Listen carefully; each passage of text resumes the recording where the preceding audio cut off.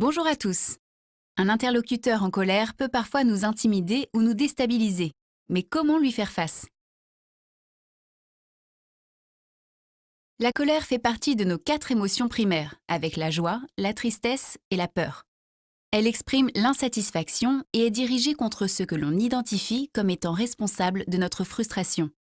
Physiquement, elle se manifeste par des mâchoires serrées, des poings fermés, un teint rouge, une accélération du rythme cardiaque ou encore un haussement de la voix. Elle peut aller du sentiment d'impatience à la fureur en passant par l'agacement, l'énervement ou l'exaspération. Mais la colère peut aussi être bénéfique. En effet, grâce à elle, on osera formuler nos exigences et défendre nos convictions et nos valeurs. Et aussi trouver la force de dire non. Attention cependant à ne pas la confondre avec la rage qui abîme les relations. Quelles sont les réactions les plus communes face à la colère? Eh bien, sachez qu'il existe 2 mécanismes naturels. Le plus spontané est de s'énerver et de libérer sa propre colère.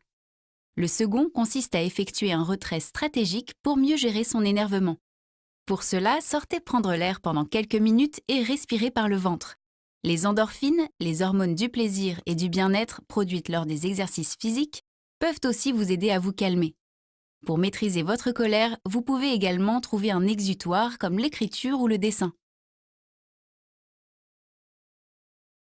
Certaines personnes adorent énerver celles qu'ils considèrent comme trop strictes. C'est ce qu'on appelle un collaborateur rebelle. S'il déteste l'autorité, cet individu est très productif lorsqu'on lui laisse de l'autonomie. Et par-dessus tout, il aime les défis. Alors pour éviter les conflits, fixez-lui des objectifs à atteindre plutôt qu'un cadre trop rigide. Et surtout, restez calme s'il vous provoque.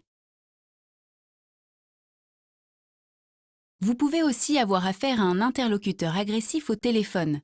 Commencez par l'écouter pour identifier l'objet de son agressivité. Reconnaissez sa colère en utilisant une expression comme « je comprends ». Puis posez-lui des questions pour identifier son besoin. Ensuite, reformulez sa demande et montrez-vous rassurant. En effet, l'agressivité est souvent synonyme de peur. Enfin, proposez-lui une solution concrète et validez son choix. Merci de votre attention et à bientôt.